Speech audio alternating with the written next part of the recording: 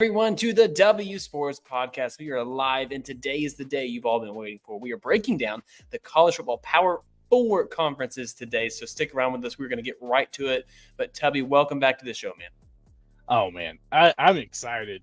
Football season is here. I mean, preseason has started, but we're like, 2.5 weeks away from week 0. Oh, I'm ready.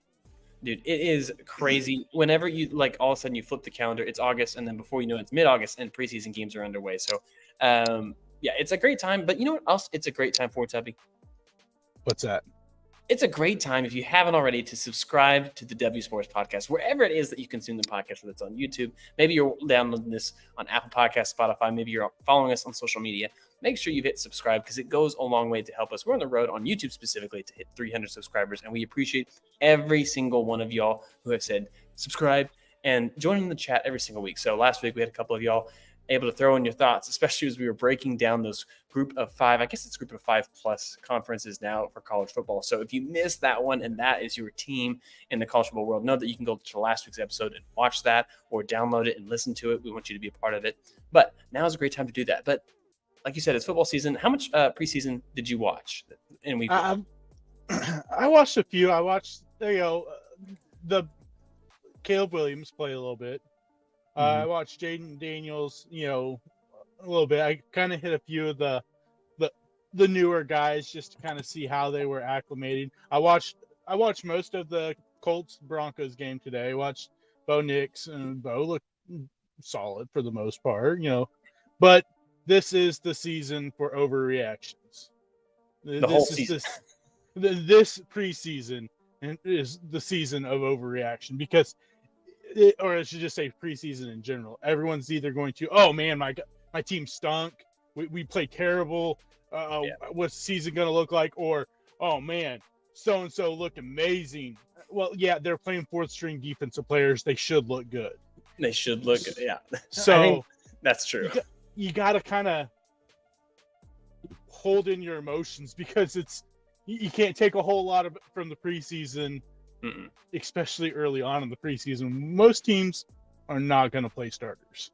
Yeah, and I mean, for good reason, probably. I mean, if you look at it, Aaron Rodgers didn't play this week. He had limited practice, though, and the weather played into that. But even Marquise Hollywood-Brown for the Chiefs gets hurt. He's out for maybe a month or so. And real quick, Andy Reid pulls the starters.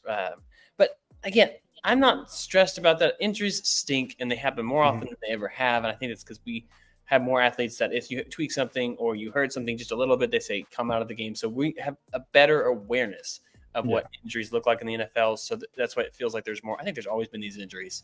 Some of them are more devastating than they used to be, but any play could be that play. And you cannot play with fear of injury. If you do, you're more likely to get hurt, like just flat out. So I'm not too worried about the Hollywood-Brown injury. It sucks. I mean, like, it really is just, it's so frustrating to see that early on, especially just first drive, right? Like, done. Yeah, especially with maybe still a few concerns with the wide receiver group, depending on what happens with Rashee Rice. When are they going to determine his punishment for the offseason stuff? And then outside of that, you've got rookie Xavier Worthy. Is he quite ready to be a big major contributor? Yes. So I mean, as a Chiefs fan, it can stink, but it doesn't sound like it's going to be an awful long injury where it's like, oh, he's out until week 9 or so. It's like he's probably going to miss week 1, week 2, week 3 is when you go, okay, maybe we can see him back on the field. Yeah, it's just unfortunately part of the game. Justin Jefferson did mention this going into the preseason week 1. He said he was really nervous about playing and not injuring his hamstring. And red flag goes off there for me. And I get it's preseason. Hold him out if you're concerned at all. I don't think he needs preseason necessarily. But to have that mindset and then to go and play is in a whole nother ball game because you're just that much more likely to get hurt, even if it's not even the hamstring. So, you just don't like it. So that is part of football. It's part of football. Yep. Very true. Yeah. That's why you wait until after the preseason to do your fantasy drafts. That's just some wisdom from Tubby. He's just telling you this is what his league does. This is what my league does. You need to wait. Stop. I get the hype. Just do some mocks. Just do a couple mocks. Feel good about it. Yeah. yeah, people drafted mid-June, early July. I'm like, what are we doing, folks? If it's best ball, sure, but that's it. I can't. Yeah. That's way too early for me. But all right, we got a lot to get to today. So before we, any final thoughts on the NFL preseason week 1, other than the fact that I forget these guys, this is bad football. A lot of this stuff is not good guys. Like they're way better than me, probably way better than you, but like it's Sunday quality. No, these guys are going to be on practice squads or playing in the UFL or whatever in the next few weeks. So yeah. All right, well. Olympics, they wrapped up today. It's I love the Summer Olympics. Love any Olympics, really. Mm-hmm. Super crazy how fast they go, and they're all done. And we don't get it again until 2028, which is when it's in Los Angeles and partially Oklahoma, just so you know. It is. Those who may have missed a previous episode from Tubby. So any thoughts that you had overall? Yeah, I mean, anyone that knows me knows that I love sports and all, but my 3 big passions when it comes to sports is the NFL draft, college football, in the Olympics. The Olympics are one of my favorite things. I have a collection of Tokyo Hot Wheels Olympic cars. I have the whole set and all that. But I just wanted to point out a few people, So first off, I don't know like how much people watched of the Olympics, but there's a runner from the Netherlands. Her name's Sifan Hassan. She ran in the 5,000 meter women race, the 10,000 meter women's race, and then ran in the marathon today. So if you don't know, that's about equivalent to 36 miles in about a week. It's a lot of miles. She got bronze in the 5,000 and 10,000, and then all of a sudden this morning she runs the marathon, 26.2 miles or whatever it is, gets gold medal, sets the Olympic record for most, for fastest marathon run in the Olympics. I mean, like, an insane amount that you're able to put that much into it, running the 2 longest races in the women's track, and then turn around and run the marathon all within a week, and you medal every single one of them. I thought was incredible. Mondo Duplantis, most people aren't going to know, the Swedish pole vaulter, probably the greatest pole vaulter ever. The guy's only in his mid-20s, has the 7 highest heights ever. Didn't start the finals until like the 4th or 5th height because he was that far ahead of everyone that he knew I'd clear this. Breaks the world record again that he just broke a couple weeks ago at the last Diamond League. Yeah, that he broke his own record, and the guy is young and is just an incredible pole vaulter. And then the last one is going to be Katie Ledecky. We talked about her before the Olympics, but what Katie was able to do in this Olympics was she's one of 6 people ever to win the same event in the Olympics in 4 straight Olympics. And then on top of that, she is now the most decorated U.S. women Olympian ever. And hopefully we will be able to see her maybe extend that a little bit more in 4 years. Well, even if she loses, 5-10 seconds or 5-7 seconds off that overall, like the distance swimming, she should be. No, definitely. And that was one of the craziest parts, was because they're like, I think it was the 800 meters where they were like, oh, maybe there's this girl from Australia, Titmus, that she may be able to threaten her because she's been close a couple times, and she takes it out harder than she's ever taken it out before, like right off the bat, and she zapped them, and then it was just home free from there again. Once again, she's the most dominant swimmer in the 1,500 meters and the 800 meters that we probably ever see. Gold medalists each, top 20 times all time in the 1,500 meters. Then I think it was like the top 15 times all time in the 800 meters. So I just, if you haven't watched, those are some of the people that I noticed. I was like, man, this is a really cool big Olympics moments, for me at least. Yeah, I really did like. I think it was the 200 meter final. Tebogo from Botswana. First ever gold medal for that, and that was cool. I mean, he dominated. And then Lyles, they said he had COVID, so he was definitely not at 100%. But I mean, Tagobo, he absolutely, I mean, he cruised at the end there. He knew it. Yeah. It was cool because I'm watching all those finals lead up to it. It's a big event. It's not obviously the 100-meter, but I think it should be up there because it's just a little bit longer and it's over before you know it. So, absolutely. Yeah. I mean, and then like you said, Tagobo just absolutely smashed everyone. But for Noah Lyles, someone that has had asthma, growing up, didn't really play, any athletics growing up because he wasn't able to. And then to have COVID on top of that and still be able to finish third is pretty crazy that, you were that fast. We were hoping to see him fully healthy and maybe be the first guy since Carl Lewis to, double, 100 and 200 meters. That was pretty great. And then also the women's 100 meters, St. Lucia, first time ever, Olympic medal ever, not even just, gold. It was the first medal ever for the country of St. Lucia and the women, and she absolutely just dominated everyone in the 100 meters also. So I can't wait for the Olympics in 2028. Hopefully I will be able to, not just travel down to Oklahoma City to watch some softball, but be able to go out to LA to watch, some swimming, some track or whatever. But they're actually going to flip the schedule, it sounds like, this next coming Olympics, where they're going to do the running the first half, and then last half they're going to do the swimming. Dude, as long as I know they've always done swimming first, that's going to throw me for a loop. As long as I paid attention. How about that? Not like really locked into it. But all three of those guys, Lyles, Bednarik, Bednarik. And Tagobo, all three of them had a better time than 2016's champion team, like podium team. So that's what's crazy, because that was the last one that had Bolt, was in 16. And it's the same thing with the 100 meters, all the way down to 8th would at least won you silver in the last, I think, 7 or 8 Olympics. That's insane. Absolutely insane. Whenever you see those people, like, it takes off and then there's like the front 3 or 4 and then there's like gap and you're like, oh my gosh, you're getting smoked. And then you're like, I mean, they're like a 1/10 of a second behind, but it looks insanely far. Yeah. I mean, Lyles won the 100 meters by 5/100th of a second. Or it was hundreds.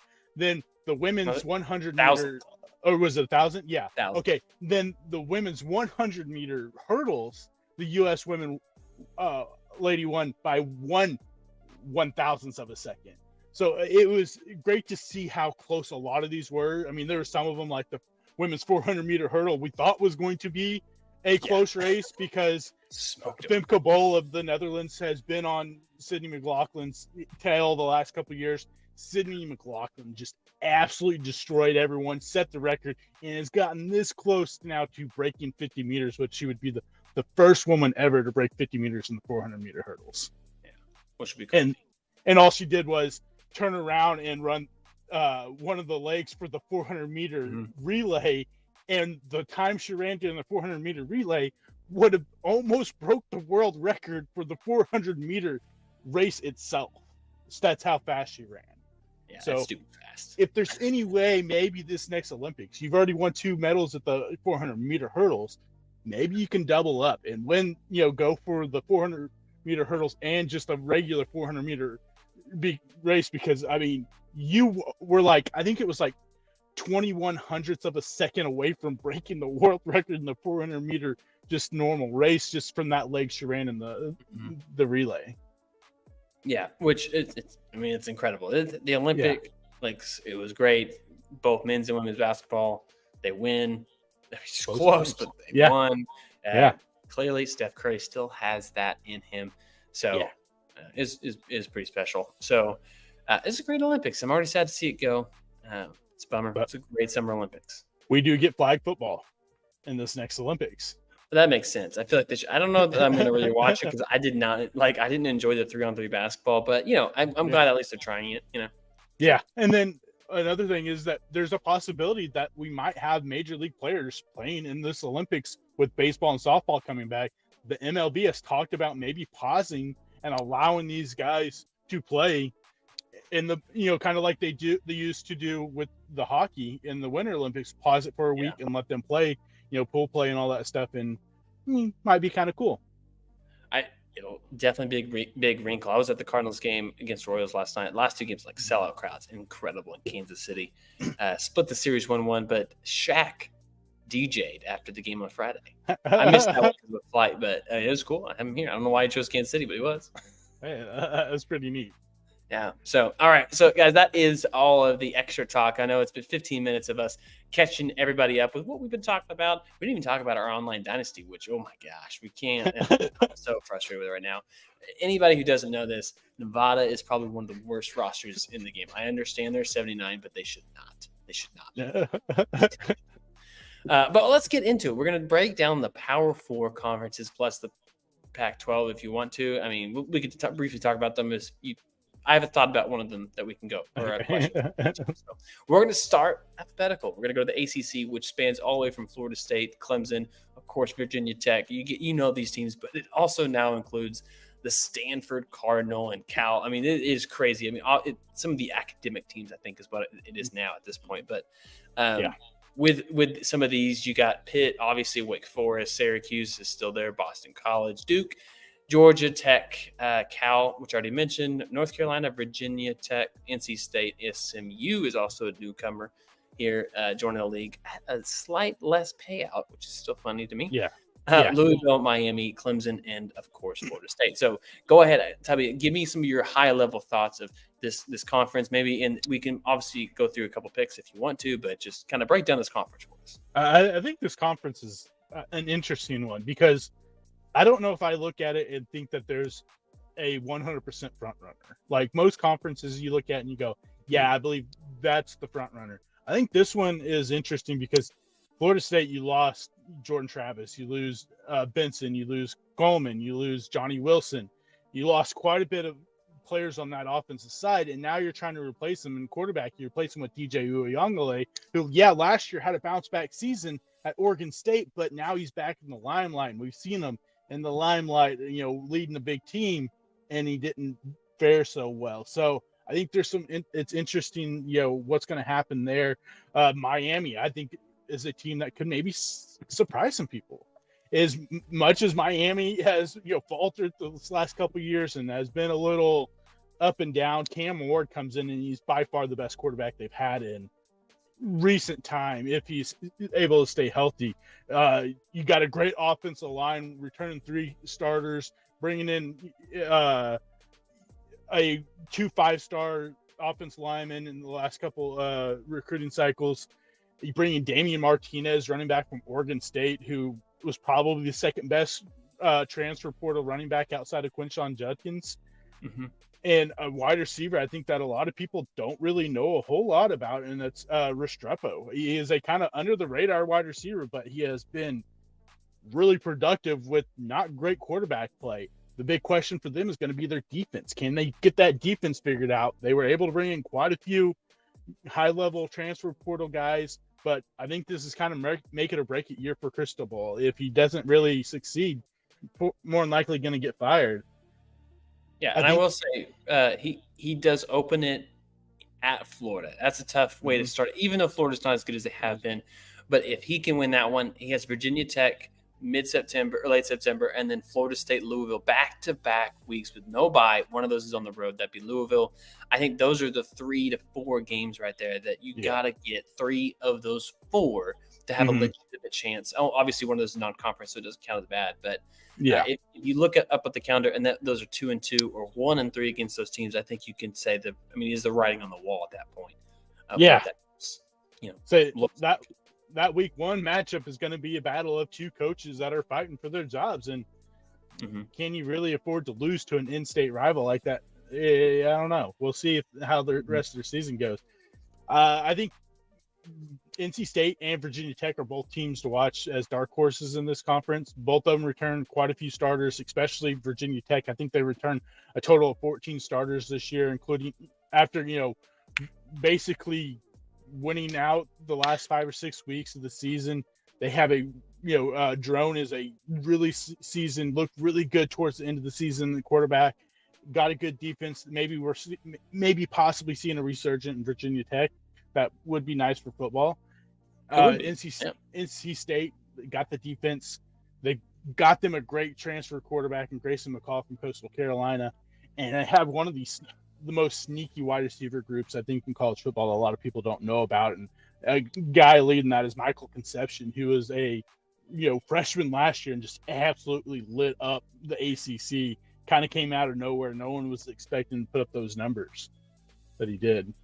Yeah, no, I'm right there with you. When I look at this, so we mentioned this earlier. We have a couple newcomers with Cal, who has decent. I mean, they have a decent roster overall. I mean, if you have Cal, Stanford, and SMU, one of those three teams does not have a great roster right now. I think if you're asking me, it's Stanford. I think this is a team that you look up.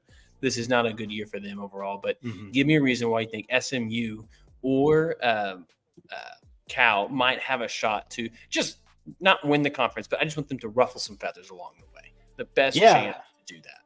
I would think it'd probably be SMU.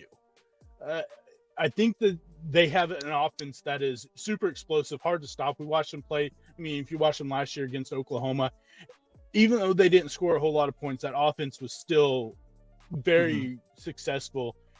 They bring in some transfers on that offensive line that will help. They did lose one, Braxton Hickman, who is one of the better centers, but they still bring in a few high-level transfers on that offensive line. I think the defense will be better this year. I think that they could potentially, sneak up. I think Stone is back this year, who was their starting quarterback last year and put up some pretty good numbers. I think he can do it again this year. And like I said, I don't think there's really a big threat, right? Like a front runner in this conference. I think most people would say Florida State, but I think there's some questions, especially the offensive side, where things going to be. Defensive wise, they're fine. Their defense is going to be maybe the most dominant side of football in this conference, but there's still big questions for the offense, I think. And I mean, team we didn't talk about is Clemson. I mean, they've kind of they had a solid year last year, but they've kind of become this team where they're just like, we expect that. Yeah, it's nothing. We're not seeing the same Clemson, and I think it's going to be a lot of the same this year. I don't think Klubnik is as good as we thought he was, could potentially be.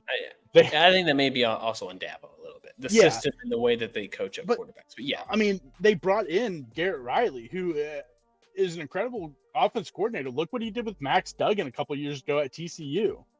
I mean, kind of came out of nowhere. I think a big part of it is the way, like you said, is Dabo not adapting to the transfer portal ways. No, I mean, he's taken one transfer ever, and it was a guy that was on the team before. Yeah. And they got a couple young wide receivers, which receiver was a big problem for last year. They didn't really have an explosive wide receiver. They bring in Bryant Westco, who I think is a very good young wide receiver that can immediately come in and potentially be the best weapon that he has. But I'm just not sold on this team. And like I said, 9-4, I wouldn't be surprised if 8-5, something like that. I just think that they're in this weird spot where they're just going to kind of be middle of the pack for a while until Dabo changes his ways of going, no transfer portal. Yeah. I want you to tell me how many losses. So if you tell me win or lose as we go through, this is Clemson's schedule, because we just said 9-4, 8-5, somewhere around there, right? So 4 or 5 losses. Start off the season, Georgia. Oh, they lost that game. They lost. That's one. App State at home. Yeah, they'll win that one, I think. NC State. Is that at home or away? At home. Toss up. Okay. Yeah, I think that. Yeah, that one I think is a tough one. Stanford, that's a win. At Florida State. I'm gonna say that's a loss. Okay, so we're at 2.5 right now. Wake Forest and then Virginia. Those both should be wins. Okay, Louisville at home. I think they'll beat Louisville. I'm not as high on Louisville as I think they lost a lot of people this last year. At Virginia Tech. They lose that one. They'll lose that one. We're at 3.5 already right there. And then you have at Pitt. They'll win. They'll win. And then I'm not going to do the Citadel. And then we have South Carolina. Rivalry week. It's a toss-up, right? It's a rivalry. Yeah, it's a rivalry game. I mean, South Carolina has had their number the last couple of years. Just saying. So, yeah, I mean, right there. 3.5 losses is what we just came up with. Maybe 4 if you round up 2 half losses. So I'm just literally, we just talked. Okay, so we can already write them out. They're not. So if you have this, if you have one team that can make a run. Last year, Louisville tried to make a run. They didn't finish it out as strong as they wanted to. Clemson didn't play up to where they could have. So you really had just Florida State in this league, and with a 12-team playoff, the question begins: if the Big Ten is going to get 5, and the Big 12 is going to get 2 or 1, and the SEC is going to get 4 or 5, like that league. I mean, this could be a conference with just one. So you tell me, give me the team. If there's only one, who is the one that most likely? You don't have to make a prediction, but who do you think it could be as of now? I would say Florida State, just because they said this defense that they have. I mean, they were turning a lot on the defense. They bring him back. Patrick Payton, Joshua Farmer, Darnell Jackson Jr., and then their secondary in Azariah Thomas, Fintrell Cypress, and Shaheem Brown are 3 of the best trios when it comes to secondary in college football. So that defense is going to be their big calling card. Their season really rests upon what DJ does, and also what do they get from their wide receivers, because you lose 2 dynamic wide receivers, and now you don't really have a solid number 1 wide receiver. Right now they're projecting it to be Malik Benson, who was at Alabama, but his whole time at Alabama, his career numbers were 13 catches for 162 yards and a touchdown. Yeah. So there's the question about who is he going to throw the ball to? So give me one team that's probably not making the playoff, but if they had a second team, you think that they could make a run at? I'm going to say Virginia Tech. Okay, that's the same team I was going to say. If you look at their schedule, they do have at Miami, and they have Clemson at home. Outside of that, this team, you have Virginia to wrap up the year, but this is a very doable schedule. I mean, this is a 2-loss schedule right here.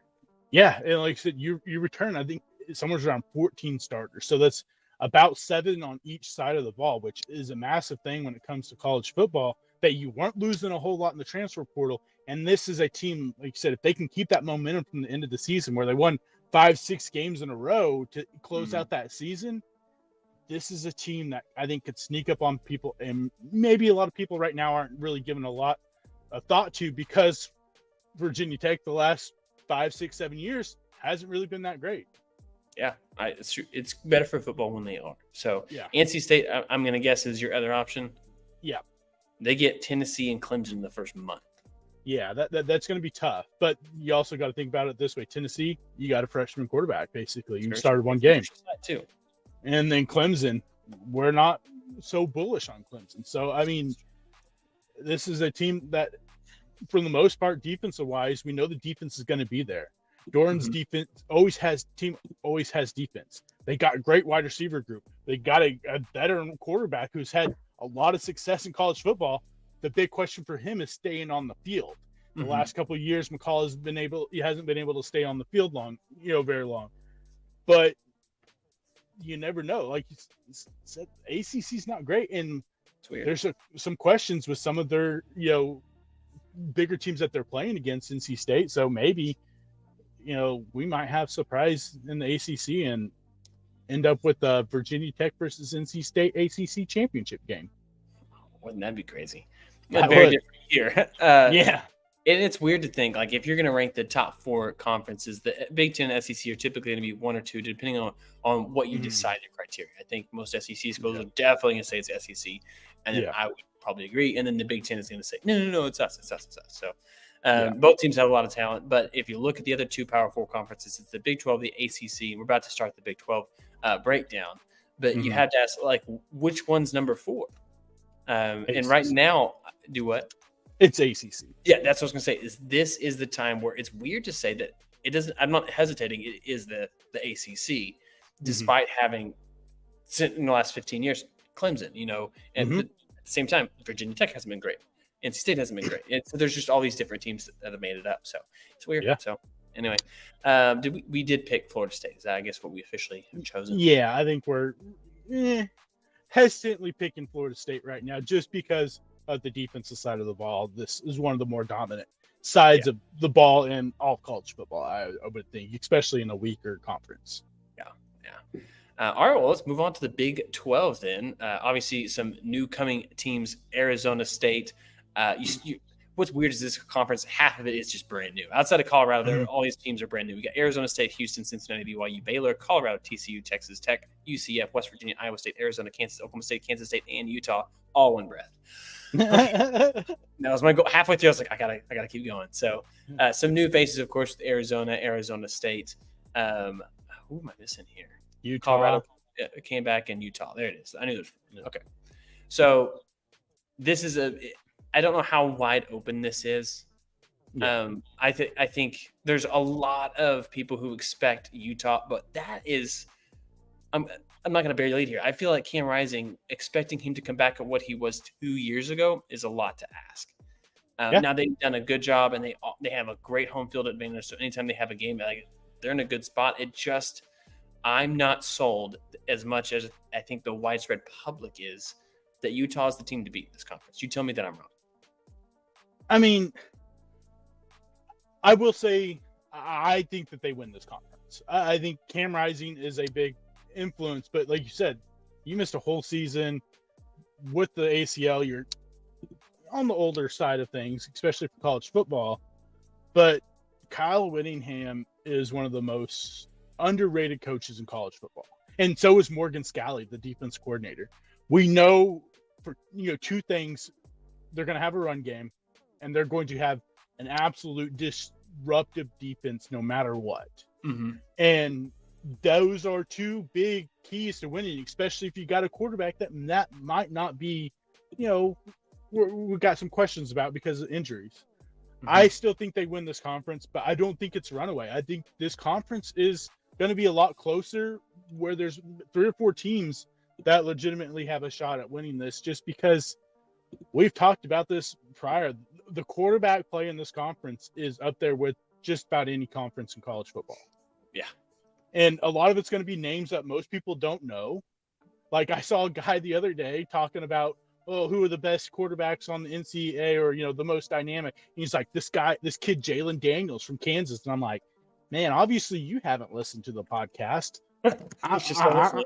I'm super bullish about Jalen Daniels, and I think that's one of the 4 teams that could absolutely win this conference with what they have returning, especially on the offensive side of football. Jalen Daniels is healthy. You've got one of the most dynamic quarterbacks in college football. Mm-hmm. Devin Neal is one of the best running backs in college football, All-American. Then you bring back your top 3 wide receivers with an improving offensive line, and an offensive line that gets back a starting right tackle who missed most of the last season, a defense that has gotten better every single year that Leipold's been the head coach. I think this is a team that is set up, if Jalen Daniels stays healthy, that they very well could win the Big 12. And I think that there's a good chance it's a Utah-Kansas Big 12 championship game, because that secondary for Kansas, you got 2 All-Americans on that team, Kobe Brown and Romello Dotson. I mean, 2 guys. I mean, Kobe Brown more than likely is going to be a first-round pick. Yeah, at corner. So I think this team is, like you said, it's kind of like Florida State. Everything rests upon Jalen Daniels' shoulders. Those aren't healthy shoulders. Well, that's just not a healthy. That's why it has me worried. And if you look forward to the schedule, here's a couple of the ones that I would worry about. It's early on, not a whole lot, but they have at West Virginia, and then they're going to have this period where they go at K-State versus Iowa State, and then they go back to BYU. Mm-hmm. That's just a lot. Like, that's right there. That's that late October, early November that you're like, ooh, this is where it could get them. Because those are some really tough road games. Iowa State always plays tough, so if he can stay healthy through those, you got to imagine it's good. But this is a tough schedule I think Kansas looks at, and it's home road all the way through the whole season. Yeah, I mean, you named 2 teams there too. I think Kansas State is a team that a lot of people are probably going to overlook because they lost some of their better players. But Avery Johnson is a player that people need to recognize, and is a name people are going to want to know, because this kid, we saw what he did at the end of last year whenever Will Howard was kind of dealing with some injuries. They brought him in and has a couple four touchdown games and just lights up the field. This kid is dynamic. He has the potential to really put up some numbers in his college career. The biggest questions for them is going to be the weapons losing your top wide receiver and your tight end. Then you lose Cooper Beebe on that offensive line. You're replacing, I think, 3 or 4 starters within that offensive line. Some questions there, but you have a great run game with DJ Gidden and getting Dylan Edwards from Colorado, who's just an absolute blur. So this offense has a chance to be really special. Mm-hmm. Iowa State's a team I think people need to watch out for too in the Big 12. Rocco Beck had a really good freshman year. That's exactly what I'm thinking. Like, this team has a chance. And I apologize for cutting you off. I'll go back. No, you're good. Go for it. Him coming into this year, if he continues to progress as he looked like he did last year, he has all the tools to help this team take this as their conference over the night, like be a very legitimate contender. Not like, well, we won a couple really big games. No, this is a team that is positioned. Quarterback play, like you said, is going to be a massive factor. But I mean, that's pretty good. Yeah, right. I mean, you said you got Rocco Beck coming off a crazy season, really a season no one expected. I mean, for a freshman quarterback, he only ended up with like 9 interceptions and I think 23, 24, passing touchdowns. But you bring back 2 of the best wide receivers in the Big 12, and Jaden Higgins and Jalen Noel. Abu Samah III, he had a really good back end of the season, and we always know that defense is going to be good for the most part. And then topped off with most of their offensive line returning.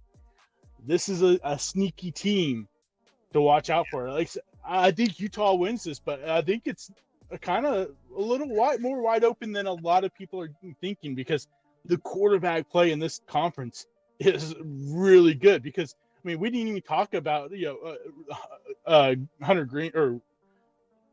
Green at West Virginia, who is a dynamic running quarterback and can do a lot there. We didn't even talk about Noah Fafita, one of our favorite players, and Terracotta McMillan, who is one of the top wide receiver quarterback combos in college football. I mean, you got Finn down at Baylor, transferring from Toledo, who is another dynamic quarterback. There's some really good quarterbacks within this conference. And we haven't even talked about Shedeur Sanders and we haven't. We talked about their schedule, and we expect them to win 4 games. Is what we looked at it. But we're just talking pure quarterbacks right now. This is a really deep quarterback conference that, like I said, you never know when quarterback play is the most needed thing throughout all of sports. When if you don't have a good quarterback, more than likely you ain't going to win, because it's not the same football where you're running the ball 30 to 40 times a game, have an awesome defense and a great offensive line. No, it's spread offense where you have to have a quarterback that is somewhat mobile and can throw the ball accurately. And if you don't have that, more than likely you ain't going to win. And so this conference, I think it's more wide open than people think. I still think Utah wins, but if one of these other 4 or 5 teams sneaks in and wins, I would not be surprised. Yeah, and that's why Arizona, you talked about them, they play Utah in September at Utah. Now this is the tough part of the schedule for Arizona when you look at it. It's at K-State, bye week, at Utah, then they get Tech at home, and then at BYU. If they can make it through that with 1 conference loss, I think you set yourself up to go down the stretch, because the back half of their schedule is really not nearly as challenging. It's not as tough. The hardest one is going to be at UCF, just because it's a long road game. But at the same time, that is you got to get through 1 loss. You're not going to win every game. No team's going to do that. I think college football, we realize this now. You can't go perfect, but you just pick and choose. Lose at the right time. If that makes sense. Lose at the right time. And that's another quarterback we didn't even mention. UCF, KJ Jefferson, transfer from Arkansas. I mean, this is a crazy deep quarterback conference. Yeah. And one thing I want to say on the end of Utah's schedule, that Cam Rising South is going to play a big piece, because they'll go at Colorado, then Iowa State at home, and then a short week Friday game to end the year at UCF.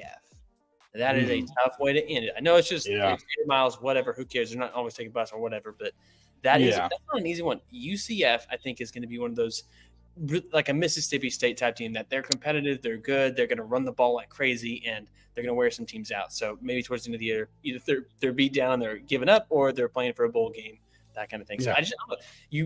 I think what you said is so true. This team, this league is a fun one to watch, and it's going to be a lot more fun, I think, than the ACC. And absolutely. Watch. But if you said newcomer or let's say original, for lack of a better term, at least been in the league 2 years, who wins this conference more likely? I'm going to say it's going to be newcomer. Like I said, I still think Utah wins. Yeah. I think Cam Rising stays healthy, and we know what they can do with Cam Rising, and we know the defense. We know what Kyle Whittingham, what Morgan Scalley, what Ludwig is going to put on that field, and they're going to be successful. I mean, even last year, as beat up and battered as they were still competitive in the toughest conference last year in college football. Yeah. So with that said, I'm going to go ahead and just go crazy here. I hope you're ready for it. I feel like Colorado's going to win. I'm just kidding. No, but I'm going to say Iowa State for what we talked about earlier. I think this is the year I want to see that they can do it. I'm not sold on this coach, but I am. But we'll see. I'm going to give me them because they've been in the Big 12 a little bit. So I mean, I would not be surprised. Like I said, they're one of my teams. I have 4 teams on my list that I think that could legitimately win this, and that was one of those 4 teams. How many teams make the playoff? I'm going to say 1. I think there's a chance at 2, but I think there's going to be a big bias. I really do. Oh, yeah, probably. But I do think that if they can somehow find a way to get 2 for sure, and then a third on the fringes, we'll see. But it's going to get tight there towards the end, like who can make it, who can't. So obviously. All right, let's move to the Big Ten real quick. We got Northwestern, the Purdue Boilermakers, Rutgers, Maryland, Michigan State, Indiana, UCLA newcomer, Minnesota, Illinois, Nebraska, Washington Huskies, Iowa, Wisconsin, USC is in there now as a new one, Penn State, Michigan, Michigan, Oregon, and Ohio State. Is this a top heavy or just a top half, bottom half? Like, what is this conference? When you this is top heavy, 100%. There's not a whole lot about this conference. It's a lot of what it's been the last few years, where you had 2 or 3 solid teams. You got 2. I think you got 1. I think Oregon is the best team in this conference right now. I'm a big fan of Dan Lanning. I think Dylan Gabriel coming there in a conference where there's kind of some shakeup because you got questions at Michigan right now. Questions at Ohio State quarterback. Ohio State. There's some questions. Penn State, can they answer questions from last year with the abysmal quarterback play that they had? I think this team is very primed to step right in and take this conference and run with it. They have, like I said, they have Dylan Gabriel. You get A&M transferring Evan Stewart, who's one of the better wide receivers. Tez Johnson comes back from last year, who was incredible for Oregon. You have a 1-2 punch with Jordan James and Noah Whittington in the backfield, 3 starters along that offensive line. We know Dan Lanning's going to put a defense out there. Yeah, you're only returning 4 starters, but the pool of players that they got in the transfer portal, they're going to be fine. Defense is going to be fine. I think this team has everything it needs to compete, not just in the Big Ten, but compete for the national championship this year. Well, I mean, I 100% agree. I think it's so funny. You look at the reconstruction of college football, and you're like, I can't believe that I'm about to say that newcomer to the Big 12. We said Utah. Yeah. This one, we're like, I mean, I could see a newcomer in Oregon winning this one in a conference that has the national champion Michigan, and you have Ohio State, and it's absolutely crazy. So here's what I want us to do, because it's going to be, this is very, like you said, top heavy. I think there's like 6 teams that legitimately would say our goal is to win this conference. But the other ones that say it'd be nice, but that is what they're circling as their goal. I'm going to start with your absolute least favorite. I know this for a fact. Penn State. I mean, they never seem to do it. They can't get over the hump, but they're always, I mean, it's a great home crowd advantage, obviously. But this year they get at West Virginia. They're going to be at USC. They get Ohio State at home. And then they don't have to play Michigan. So, I mean, does this recipe look like it's one that I could see it happening if they only lose to maybe one of those games in conference? I mean, more than likely, yeah, but they beat up on the bad teams really good. But when they play tough opponents, and luckily for them, I guess that you don't have to play a whole lot this year. we know what James Franklin does against top 10 teams, or in just top 25 teams alone. I think there's a very good chance they lose that game right off the bat against West Virginia. West Virginia, I think, is a dangerous team. Yeah. I'm just not sold. I watched Drew Allard throw during their spring game and throw some stuff, during practices and stuff. And I don't put a whole lot into spring games and practices if you do well. But if you do bad, I will take more stock into that, because you're not really playing competitive. And if you aren't able to do it during practice, what makes me think that you're going to be able to do it during a game? And I had high hopes for Drew Allard. I thought he had a chance to be a really good quarterback. They're good. The best thing for them is they got a good defense still. You got two of the best running backs in college football in your backfield. But luckily for them, they won't play a lot of tough teams outside of West Virginia and Ohio State. I don't expect USC to be too tough, but you are traveling across the country. That's going to be tough. Yeah. And it'll probably be an evening game, most likely too. So that's going to just a little bit different. But Drew Allard, I think the thing that is crazy is you look at his numbers: 2,600 yards, which isn't great in college football, but it's a team that runs the ball a ton. 25 touchdowns, 2 picks. But the dude is less than 60% completion percentage. His average per pass attempt, which again, like the records is like Kyler Murray, Baker Mayfield, those guys like 10, right? Yeah. He's at 6.8 this last year. Yeah. So they just don't move the ball downfield, which you'd think they should. They have the athletes, but I don't think they have the scheme for it. So, so we've established we don't see them. However, they do have the schedule to set them up for a chance to play in the conference championship. How about USC? You already mentioned them. New quarterback regime, but still Lincoln Riley there. Maybe it's a new defensive regime as well. Who knows? How much hype should we believe in for Miller, the new QB, who they're expecting because Malachi Nelson transferred to Boise State? What are you expecting with this team? Yeah, I think there's still going to be a lot of questions on the defense. I don't think that you can remake a defense in 1 year. I don't think they have the players to remake a defense in 1 year. I'm not sold on Miller Moss like I think a lot of people were after that one bowl game against a Louisville team that had 30-plus players not play in that game. I think there's a good chance Maeva, the transfer from UNLV, ends up being the starter at some point next year. But they lost a lot in the transfer portal, and they lost a lot in the draft. I think this is a team that is going to underperform again, and Lincoln Riley's job is going to be on the line in the next year or so. Oh, and here's the truth. You tell me how many losses they have. They get LSU to start the season, right? They get at Michigan 4 weeks into the year. Loss. Then they get Wisconsin. Probably a loss. Okay, there you go. At Penn State, we already mentioned that one. There's a good chance they could win that one, but it's 50-50 that and the other one. Yeah. Then they're going to cross the country the next week to Maryland, probably an early kickoff. That's tough. And they go back, and that's a Friday game too. I just want to point out Friday game across the country. And then, they have Rutgers at home. That was next week, short week. Then at Washington. I don't know. Washington's a different team this year, but they still, got some decent players on the team. It'll be, I think they probably, 4 or 5 losses is a good benchmark for this team right now. Haven't even hit the last 3 games. Oh, Nebraska, goodness. UCLA, at UCLA, and UCLA seems to have their number recently, and then Notre Dame. Yeah. They lose at least 2 of those games. Yeah. This team, you tell me 5 losses or more. How many do you think they get? I'll say more. LSU, Michigan, possibly Wisconsin. You said more. Penn. Okay. Right. Yeah. LSU, Michigan. I think they lose the Wisconsin game. I think they lose to Nebraska. I think they lose to Notre Dame, and very well could lose to Penn State, Washington, and UCLA.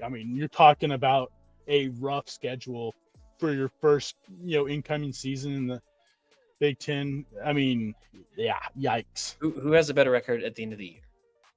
Them or Oklahoma? Oklahoma.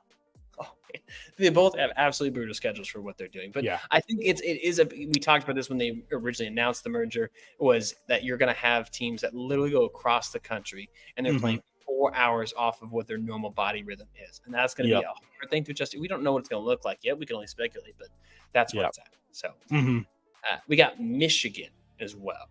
So Michigan, just a little note, they're having some more issues with recruiting violations and all this other stuff in the background. So there's already that plus new regime, new quarterback. how legitimate of a contender is Michigan this year with all this other stuff in the background that could be distracting? Their defense will keep them in, competitive. Their defense is one of the best defenses in college football still, but you do have a lot of turnover, especially on the offensive side. You have a completely new starting offensive line from last year. You got a new quarterback, a newish running back, not the starter. I'm a big fan of Donovan Edwards. I think he is a legit, running back in college football and potential NFL. But you have a lot of questions. I mean, is Alex Orji the guy? We don't know. He's a completely different quarterback than JJ McCarthy, who was more of a, I guess game manager or whatever. This guy doesn't quite have the accuracy of a JJ McCarthy, has better mobility, but there's still some questions. Does that really fit with what Michigan, really does? So I think there's some questions, especially offensive wise, but that defense is still going to be really good, especially that defensive line. Well, they get Oregon, Ohio State. We already mentioned USC and Texas this year. So those are the probably toughest games on paper right now, but they don't play on the road until 1st of October. So they get to really settle in where they're at, which is pretty nice. But is this a successful year if they don't play for the Big Ten championship? They don't make the playoff, but they beat Ohio State. I mean, for them, probably not, but I think there's a good chance. I mean, if I was Michigan, I'd be like, hey, we've been 4 years in a row. That I would say new team. Yeah, with all of this, like a transition and all that stuff, I would say that's a successful year. Now, you don't want that, obviously. But that's what we're saying here. Yeah. All right. So we talked about Oregon. We predict them to be kind of the favorite to win this one. I think just on paper. Yeah. They get Ohio State at home. They do have to play Oregon State still. When that one's early in the year, which is going to be weird. It's mid-September, but they get Michigan on the road. But you got Dylan Gabriel. He's not going to be intimidated on the road. The people are going to say, "Well, this is Big Ten football." I'm not worried about it. I'm not stressed about it. No, this is one of the more complete teams in college football right now. I mean, that offense is going to be dangerous. That defense, if those guys are able to meld together really fast, that defense is going to be just fine. You ain't going to worry about it because the guys that they brought in are gamers, are, studs, were some of the top players on the defensive side in the transfer portal. I mean, we saw Jabbar Muhammad last year, especially in the playoffs. What he was able to do against some of the best wide receivers in college football, just absolutely locked them down. Don't worry about that. And then Derek Hammond from Michigan State, great defensive lineman. Everybody and their mom was after him in the transfer portal. This is a team that will be hard to beat no matter where you play them. Absolutely. All right, let me ask you this. Ohio State, we talked briefly about them. Will Howard transferring there. Again, I'm not sold on it, but this team has all the talent and recruiting in the world, and it's like they start on second base now. I used to say third base. I think now they're starting the season on second base, which is going to help them. But you tell me, this stretch of games is absolutely brutal. So you tell me, is Will Howard still undoubtedly, has he solidified himself as a gamer in the Big Ten at quarterback after he plays at Michigan State, which should be a win, but then he gets Iowa, at Oregon, Nebraska, at Penn State. Ooh, that's a rough stretch there. Yeah, and that's what I'm saying. Like, I don't know that Will Howard is the quarterback, and we could be wrong, but bro. I mean, their thing is like for them, where do you go after that? Devin Brown, we saw him play against Missouri in that bowl game. He's not ready. He's not a quarterback. Aaron Nolan, Julian Sayin, more than likely aren't going to be ready as true freshmen. So you've got some questions there. Quarterback, if Will Howard isn't the guy that everyone's making him out to be, like the fact that everyone thinks he's just this incredible quarterback, obviously didn't watch last year. Watched Will Howard last year. They were probably watching the back half of the year before, but didn't watch the years before that also. I mean, he's not a super consistent quarterback, not a great passer. The good thing for him is that he has the best 1-2 punch in the backfield in Quinshon Judkins and TreVeyon Henderson. That running back duo is insane. great wide receivers in Mecca Buka. Much better talent around in the K-State. Carnell Tate. You have it in Jeremiah Smith, who was the number 1 recruit overall coming in. But their offensive line, you bring back out every single starter, but it was that offensive line that struggled mightily last year. So can that offensive line really take a step forward? The defense, I think, is going to be really solid again. You have 3 returning All-Americans, bringing in Caleb Downs, who was an All-American freshman, All-American last year from Bama.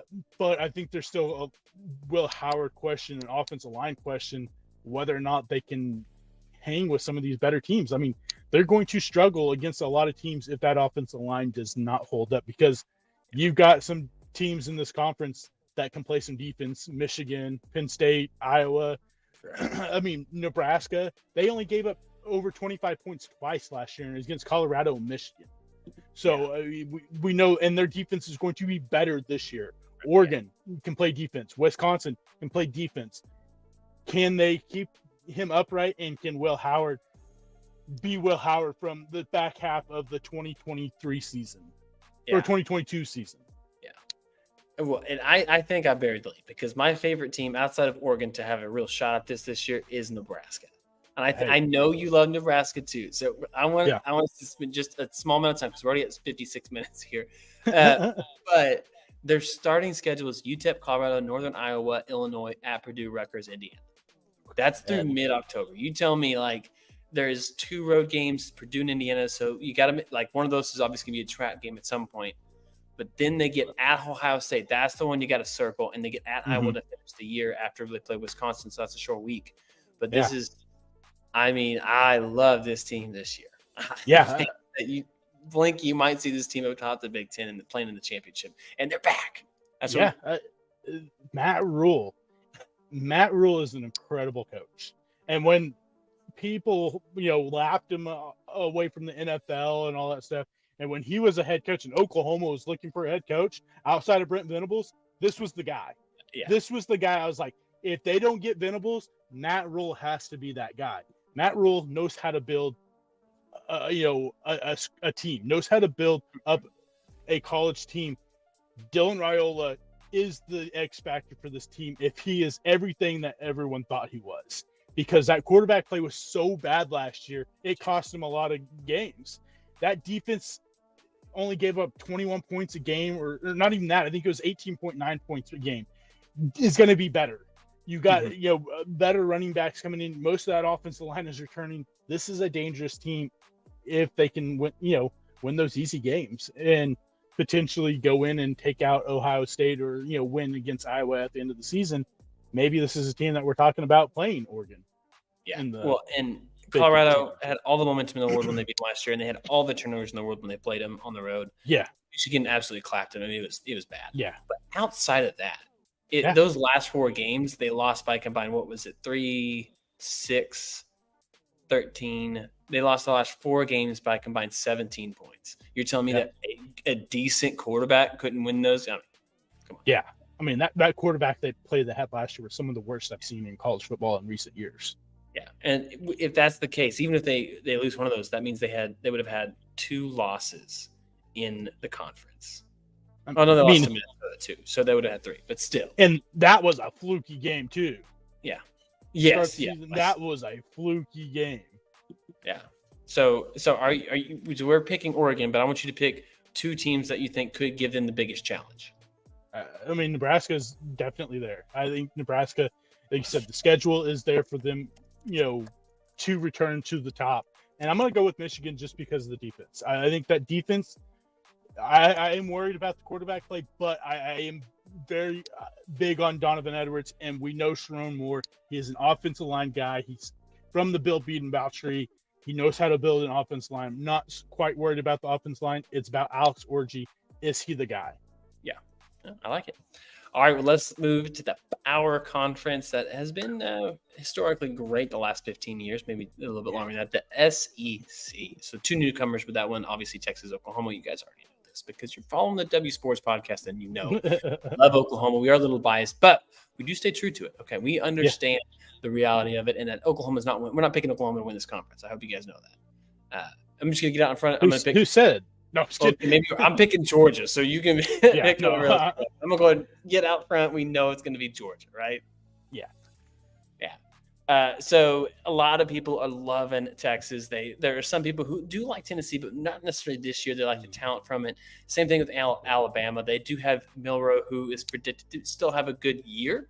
I mean, imagine if they can come in and they can have a good year, kind of like what Michael Penix did when he switched over to this setup. So we'll see. Yep. Obviously, they lost some talent in the transfer portal, but Missouri is a fun favorite team. I think a Nebraska type team that people are like. No, actually, I'm going to disagree with that. People are not sleeping on Nebraska or sleeping on Missouri. They are hyping them up. Yeah. And Ole Miss. So there's a lot of teams there. Texas A&M going to get their quarterback back for a couple of weeks at least, hopefully. Yeah. You break this conference down. I mean, outside of Georgia, who should we be on the lookout for?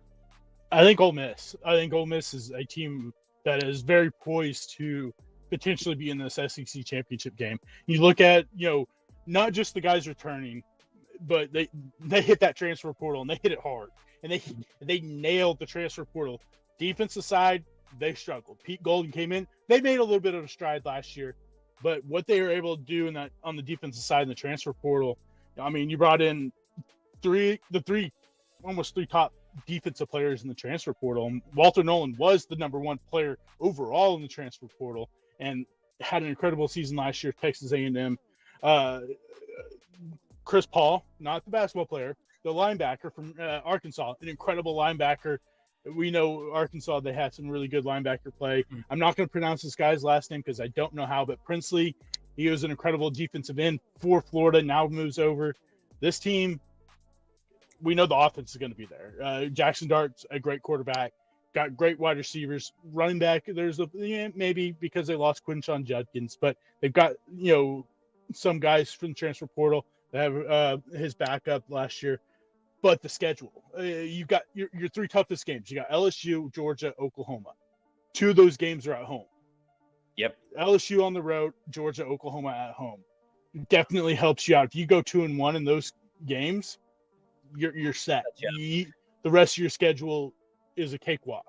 You should immediately only have 1, maybe 2 losses, and that could still potentially get you into the SEC championship game. Yeah. Now, it's gonna be weird if they get in there and they play them on November 9th and then they'll play December 9th or whatever against. You gotta have divisions, people. This is so dumb. But Mississippi State can't sleep on them. That's a rivalry game. So finishing that at Florida, we'll see what kind of Florida team looks like at that point, whether they're in shambles or they're putting.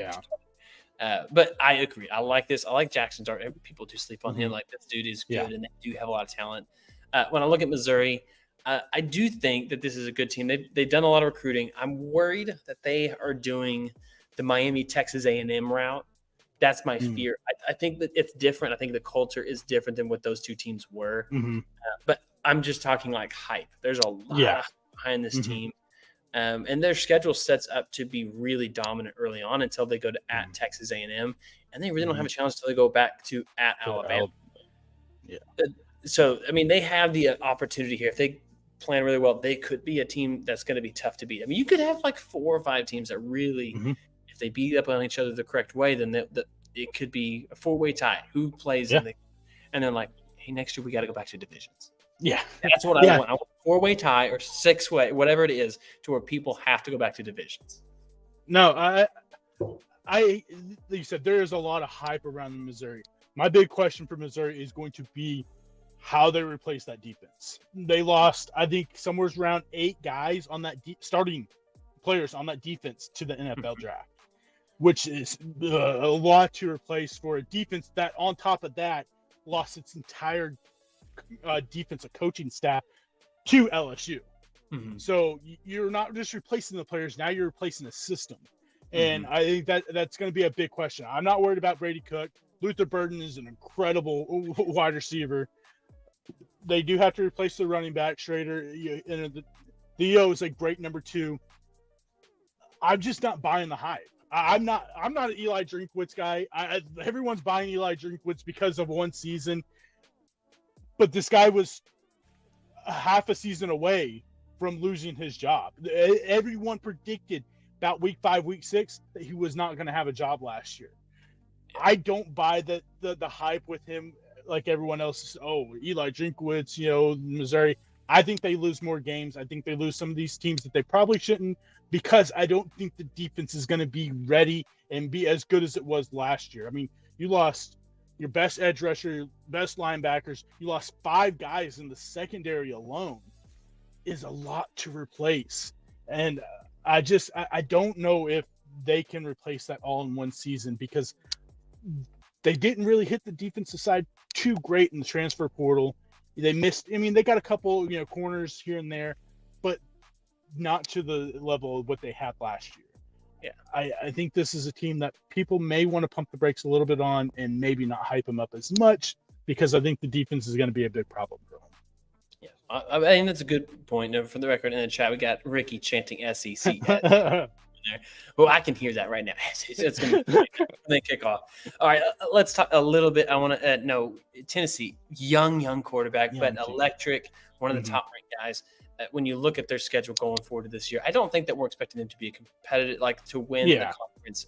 But tell me why you would be excited for this team. And they get Oklahoma and Arkansas on the road, then Florida, Alabama right after that, and they end the season with Georgia before getting 2 cupcakes with UTEP and Vandy. But how many games do you think that this team ultimately can win? I think they probably win somewhere around 7 games, but you have hope, because Nico Imalieva is an absolute stud. They're a lot in the same ways, and they're in the same boat as Oklahoma. But that recruiting class, whenever I looked at it, a couple of years ago, Jackson Arnold and Nico were the 2 guys that stuck out the most to me over some of the guys that, they had ahead of them, like Malachi Nelson and stuff.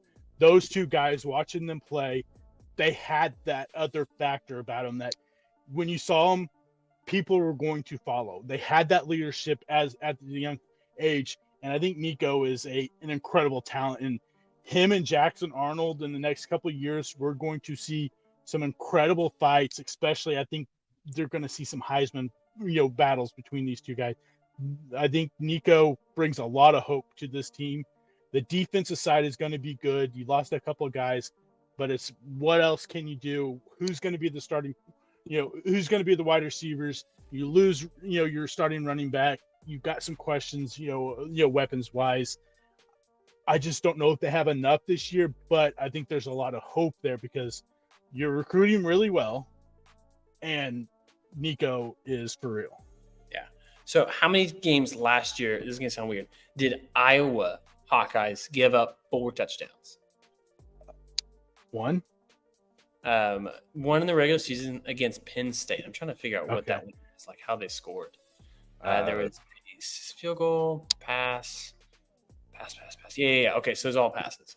So there are 2 total games. One was against Penn State. They absolutely clobbered them. Penn State did. The other one was against Tennessee, and Nico had 4 touchdowns in the bowl game. Yeah, I'm just saying. Yeah. Watch out. Like I said, Nico is different. He's Hendon Hooker on steroids for me at some point. And if you know me, I was a huge fan of Hendon Hooker. Yeah. So I think this kid has every possibility to be the next great quarterback at Tennessee and have a really good NFL career. Yeah. So for Texas A&M, are they in a position to compete this year? Yes or no? No. Yeah. Even with the quarterback coming back. Wait a minute. I'm not a big Weigman fan. I just don't see Weigman being that great. I think there's a lot of questions on the defensive side. Even in bringing in Elko, who is a defensive guy, I think there's a lot of questions throughout this whole team. And then on top of that, you lose your best player in Ruben Owens today to a torn ACL. Yeah, that is brutal blow. Headed into 2 weeks before the season starts, essentially. All right, how about this? If we're not really counting them in, we got Alabama, new regime. It's a new time. We haven't had a new head coach. The last time we did, this team lost to Louisiana Monroe. So does this team lose to Western Kentucky? No. Oh, is Mercer there? No. This team is going to be okay. They're still going to be one of the better teams in the SEC. Kalen DeBoer is a great coach. And the thing is, you don't need him to automatically replace Nick Saban. You just need him to somewhat replace Nick Saban. And I think that he has every opportunity to do that. If he can turn Jalen Milroe into just a slight version of Michael Penix, watch out. because the kid can't pass very well, but the kid is a dynamic runner. Well, that was a lot of what Michael Penix was early on in his career. And then he was a down the field passer too. Yeah. And take the shots down the field. And now we see, what Michael Penix was able to do last year. Yeah. Offensive line is still a big question. Caden Proctor comes back after the weird offseason he had where he transferred out of Alabama to Iowa, then back to Alabama, and then, whatever. Parker Brailsford, the center from Washington, is going to help this offensive line a lot. Hopefully we see Casey Poe at some point starting because this offensive line I'm waiting for it. But I think that they're still going to be fine defensive-wise. They're going to be okay. They replaced some of the guys they missed. They lost in the secondary in Keon Sabb and Damani Jackson from USC. I think that they're going to be okay. Will they be as good as they've been in the past? Probably not, because there's going to be a lot of, like you said, there's a lot of turnover, offensive side and defensive side, because of the new regime. Yeah. So I know we've talked a lot about Oklahoma and Texas previous week's episode. So if you guys have been following along with us, know that we have broken this down quite a bit. So we can't probably spend a whole lot of time on here, but I want to give Tubby, the knowledge you're bringing is incredible. So anything about these two teams that you really, hey, before we leave right now in this episode, people need to know this about this team. Texas, pump the brakes. People need to pump the brakes on Texas. Right. The one great season out of the last 15 doesn't make up for what they were the other 14 seasons. Sark, the teams have the tendency to not play their hardest against teams. You are replacing 7 now of your best offensive players last year with CJ Baxter. Tearing his ACL, MCL. You're replacing Worthy and A.D. Mitchell and Jordan Whittington and Sanders.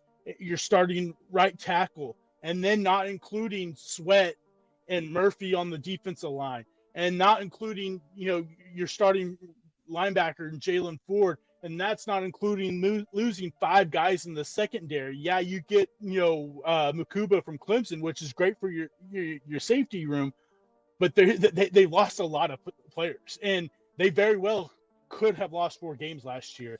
They just got lucky. They didn't lose to Kansas State. They didn't lose to Houston, and they didn't lose to TCU. Bring it. Let's go. Oklahoma. People are sleeping on Oklahoma, and it's going to sound super homerish, but for sure. But it's this is the weirdest thing that I think Oklahoma fans can say in many years, is that the defense is the strength of the team this year. This defense has every opportunity to be at least a top 20 defense. With what they have coming returning, that secondary is going to be much improved, especially if Gentry Williams can stay healthy. You get Billy Bowman back and Stutzman, which is huge for this defense. That linebacker group is one of the best linebacker groups in college football. Safety, like you said, talking about Billy Bowman, but you also have Robert Spears-Jennings, who played really good at the end of the season. And then on top of that, you have Peyton Bowen, who was an incredible true freshman last year, Kendall Dobie, Deshaun McCullough, and we haven't even got to the defensive line, which brings in Demonic Williams, who was the second ranked defensive lineman in the transfer portal, who is a huge upgrade for Oklahoma. And then you got Jaden Jackson, David Stone, the freshmen that have just been absolutely lighting things up. PJ Adebore, second year. And then you got the offensive side that has one of the best wide receiver groups in college football, even with losing Jaden Gibson probably for the season.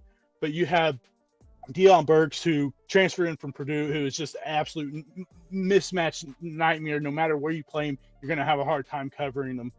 Nick Anderson, all he did was score touchdown after touchdown last year.